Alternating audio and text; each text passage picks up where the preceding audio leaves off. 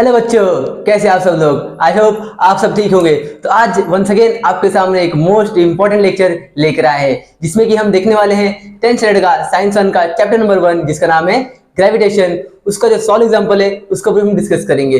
Friends, इसके पहले मैंने क्या किया है कि ये जो सॉल्व एग्जांपल्स के जो first, second, third, fourth sums है वो मैंने पिछले वीडियो में करा दिया है। तो पहले आप उस वीडियो को जरूर देख लीजिए, फिर बाद में इस वीडियो को देख लीजिएगा। इसमें हम जो क्वेश्चन नंबर 5 और क्वेश्चन नंबर 6 है सम सॉल्व एग्जांपल के, वो डिस्कस करने वाले हैं। Yes, my name is Manish Saini and this is your beautiful the channel MS tutorial. तो अच्छे से पढ़ाई करते रहिए हमारे साथ। तो बुक और पेन लेके बैठ जाइए और हमारे साथ प्रैक्टिस करते रहिए। चलिए डिस्कस करते हैं question number 6 means question number 5 में क्या दिया गया है। सबसे पहले, a ball falls of a table and reaches the ground in 1 second. ये क्या है? 1 सेकेंड है। मतलब जैसे कि सपोज कि अगर ये टेबल है, ओके, ये टेबल है। अब इस टेबल पे ना एक बॉल रखा गया है। क्या रखा गया है? बॉल। ठीक है, बॉल रखा गया है। अब इस टेबल पे क्या होता है कि ये बॉल यहां से नीचे गिरता है, ओके, और नीचे गिरने के बाद वो किधर आता है? ग्राउंड पर आता है। तो ग्राउंड पर उसको पहुंचने के लिए कितना टाइम लगता है? 1 सेकेंड लगता है। यानी उन्होंने क्या दिया गया है गिवन में दिया है time is equal to 1 second. Okay, साथ ही साथ क्या पूछा गया है कि assume g is equal to 10 metre per second square. यानी जो एक्सेलरेशन ड्यू टू ग्रेविटी हमें कंसीडर करना है that will B 10 metre per second square. यानी जो g है उसको हम a भी कहते हैं एक्सेलरेशन। यानी ये जो दिया है वो a का भी वैल्यू दिया है, okay, 10 metre per second square acceleration दे दिया। फिर बोला गया है calculate its speed on reaching the ground. यानी जब बॉल यहां पर पहुंचेगा ग्राउंड पर, तब उस समय इसका जो स्पीड रहेगा जिसे हम कहते हैं फाइनल वेलोसिटी, वो कितना रहने वाला है। तो हमें फाइंड करना है फाइनल वेलोसिटी। ओके, तो हमने 3 काइनेमेटिक इक्वेशन सीखा गया था, मतलब याद है 3 kinematic equation. v is equal to u plus at, v square is equal to u square plus 2as, and the last one is s is equal to ut plus half at square। अभी हमें v find करना है। कौन सा? v।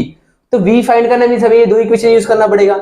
अब इस दोनों equation में देखो फ्रेंड्स, हमें क्या चाहिए रहेगा? एक तो u मतलब क्या होता है? Initial velocity. अभी इनिशियल वेलोसिटी कभी भी ना, बॉल ऊपर है, स्टार्टिंग में इनिशियल वेलोसिटी 0 रहेगा। यानी हमें एक चीज और मिला है कि u जो है initial velocity that will be 0 metre per second. Okay, velocity हो जाएगा इनिशियल वेलोसिटी। तो हम कौन सा फॉर्मूला यूज करेंगे? अगर हम सेकंड फॉर्मूला यूज करके देखेंगे तो हमें ना क्या लगेगा? s मतलब डिस्प्लेसमेंट, यानी इसका हाइट लगने वाला है। अपने को हाइट दिया नहीं है क्योंकि लास्ट में हमें हाइट भी फाइंड करना है। तो हम क्या करेंगे? जो फर्स्ट काइनेमेटिक इक्वेशन है लॉज ऑफ मोशन की, v is equal to u plus at, वो यूज करेंगे। तो यूज करेंगे v is equal to u plus at। Okay, अभी v फाइंड करना है हमें, तो v को हम ऐसे ही रहने देंगे। u कितना है? 0, तो उधर 0 डालेंगे, प्लस एक्सेलरेशन, a मतलब क्या है? एक्सेलरेशन यानी ग्रेविटी, तो कितना है? 10 and multiply by t is 1, तो 1। ओके, देन 0 प्लस 10 1 जा 10, 0 plus 10 is equal to 10 metre per second. यानी जो फाइनल वेलोसिटी हमें मिला है that is 10 metre per second. ये हमारा फाइनल वेलोसिटी है। अभी हमें सेकेंड क्या फाइंड करने बोला है? Height of the table. यानी टेबल यहां से यहां जो गिरा है यहां तक, ये इसका हाइट फाइंड करना है। अभी हाइट फाइंड करना इन द सेंस क्या? ये हमें डिस्प्लेसमेंट फाइंड करना है। डिस्प्लेसमेंट अगर फाइंड कर लिया तो हाइट हो जाएगा।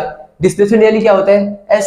तो हम क्या करेंगे? s का फॉर्मूला यूज करेंगे, चाहे यही इस्तेमाल करो या फिर ये यूज करो, आंसर सेम ही आने वाला है। सपोज हम ये यूज करते हैं, s is equal to ut plus half at square. s u कितना है? 0 multiply by t 1 plus half a कितना है? a अपना दिया है 10 मल्टीप्लाई बाय t का स्क्वायर यानी 1 का स्क्वायर। सॉल्व करेंगे इसको, 0 1 जा 0 प्लस 2 1 जा 2, 2 5 जा, ओके, यहाँ बचेगा 5 मल्टीप्लाई बाय 1 का स्क्वायर 1, देयरफॉर 0 प्लस 5 1 जा 5, therefore s is equal to 5 and the SI unit क्या है? मीटर। यानी जो हाइट ऑफ द टेबल है दैट इज 5 मीटर। तो इस तरीके से हम क्या कर सकते हैं? ये सम सॉल्व कर सकते हैं। बहुत ही आसान सम से बस हमको फॉर्मूला याद रखना है कि कौन से फॉर्मूले यूज करने हैं किस वक्त। समझ गया? तो चलिए इसको स्क्रीनशॉट लीजिए, नोट डाउन कर लीजिए। अभी हम नेक्स्ट क्वेश्चन के लिए मूव करते हैं।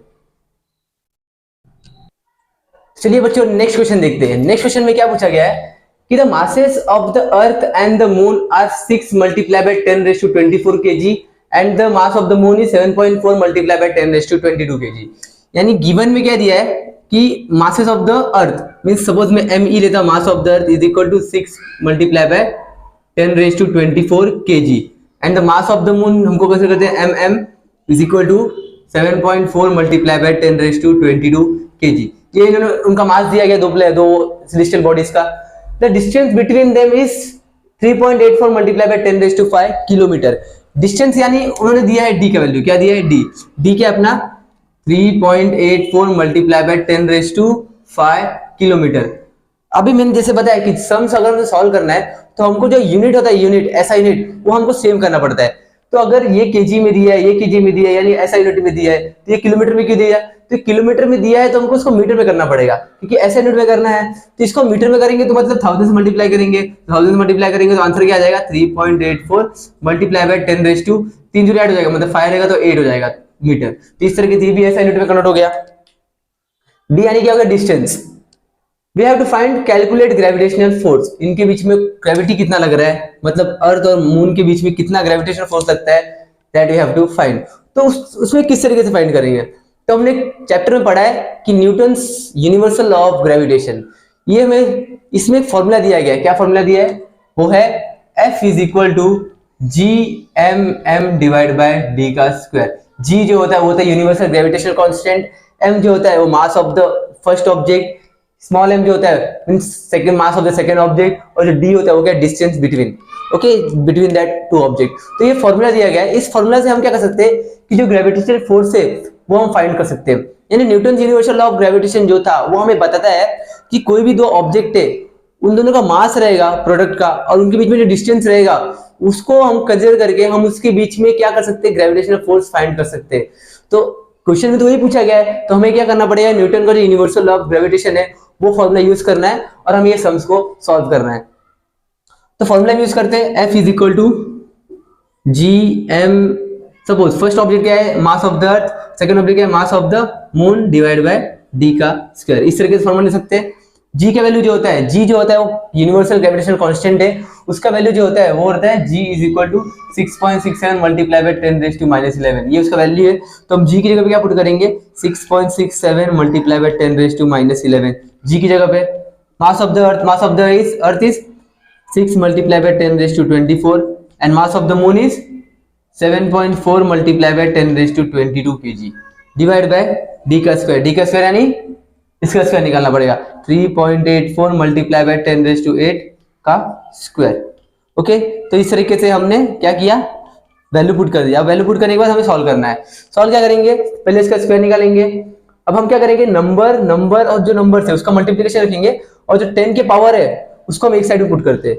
तो सपोज कि 6.67 मल्टीप्लाई बाय 6 मल्टीप्लाई बाय 7.4 एक साइड कर दिया, मल्टीप्लाई बाय 10⁻11 10⁻24 10⁻22, मतलब हमें इसका जो ऐड करना है, ये जो पावर है ये हमें ऐड करना है। तो हम ऐड करेंगे तो क्या हो जाएगा, -11 + 24 + 22। अगर सॉल्व करेंगे तो ये 13 आ गया, 13 + 22 कितना आ गया, 35, सही 35। यानी इसको जब सॉल्व करते हैं 10 के पावर में तो we will get 10⁻35 and divide by, अब 3.84 का स्क्वायर निकालते हैं।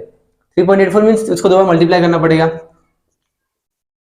16 4 30 33 हो गया, 4 12 15, 0 8 4 32, 64 67 8 24 30, 0 0 3 4 12 3 24 25, 3 3 9 11, 6 5 14 7 4 1, और यहाँ पे 14.74 आया, मीन्स 14.74 मल्टीप्लाई बाय इसका कैसे स्क्वायर निकालेंगे, ये जो नंबर से मल्टीप्लाई कर देंगे, मींस 10⁻16 हो जाएगा, बराबर। अभी हम क्या करेंगे, ये तीनों नंबर का मल्टीप्लाई करते हैं, 6.67 मल्टीप्लाई बाय 6 मल्टीप्लाई बाय 7.4। तो साइड में हम मल्टीप्लिकेशन करते हैं, इसको मिटा देते हैं। 6.67 मल्टीप्लाई बाय 6, 6 7 42, 6 6 36, 36 और 4 40 हो गया, 6 6 36 40, 40.02 आया, इन दोनों को मल्टीप्लाई, फिर ये 7.4 से मल्टीप्लाई करना है, 7.4 से मल्टीप्लाई करते तो 4 2 8, 0 0 4 4 16, 0 7 2 14, यहाँ 1 आया, 0 7 4 28, 8 4 1 6 9 2, कितना 296.14, यानी इसका मल्टीप्लाई किया तो कितना आया, therefore force is equal to 296.14 multiply by 10⁻35। ये लिखा। अभी जो 10⁻16 जो नीचे है उसको हम ऊपर लेके जाते हैं, तो ऊपर जब लेके जाएंगे तो वो माइनस में हो जाएगा, 10⁻16 हो गया, और डिवाइड बाय 14.74। आई होप ये जो दिख रहा होगा। ओके, यानी यहाँ पे क्या है 14.74। तो इसको हम क्या करते हैं, सॉल्व करते हैं। अभी हम क्या करेंगे, 296.14 है उसको 14.74 से डिवाइड करेंगे। अभी हम क्या करते हैं, पॉइंट है वो पॉइंट हटा सकते हैं, पॉइंट के बाद 2 नंबर इधर भी है, 2 नंबर यहाँ पर भी है, इसको हटा दिया। अभी ये सॉल्व करेंगे, 3516 माइनस कर देंगे उसको, फोर्स इज इक्वल टू, इसको डिवाइड करना सिंपल, 296 जो 29,614 है उसको हम डिवाइड करते हैं, यहाँ पर डिवाइड करते हैं, इसको रफ करता हूँ।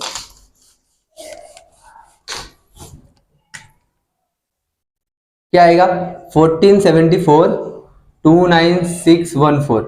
ओके, अभी 1474 है, यहाँ पे 29614 है, तो अगर हम 2 से मल्टीप्लाई करके देखेंगे तो कितना आएगा, 2 4 जा 8, 2 7 जा 14, 2 4 जा 8 9, 2 1 जा 2, 2948, 2961 है, तो अभी 2 से मल्टीप्लाई कर देंगे, वी विल गेट 2948। फिर माइनस करेंगे, ये 4 नीचे आ गया, 11 में से 8 गया 3, 5 में से 4 गया 1, ये 0 हो जाएगा, मीन्स 134।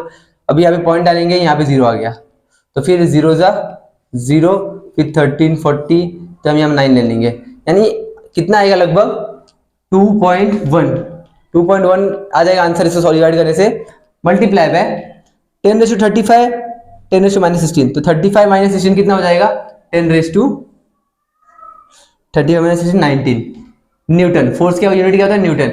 यानी जो ग्रेविटेशनल फोर्स है मून और अर्थ के बीच में वो है 2.1 multiply by 10⁻19 Newton. Text book में कितना दिया है, उसमें आंसर कितना दिया है, लगभग ये जो अप्रोक्सीमेटली जो 2.1 है उसको 2 लिख दिया गया है, हम लिख सकते हैं, बराबर।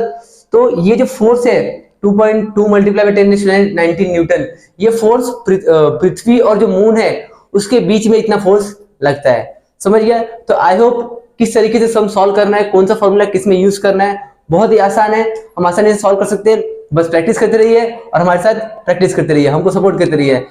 ओके, तो अच्छी से पढ़ाई कीजिए, ऑल द वेरी बेस्ट।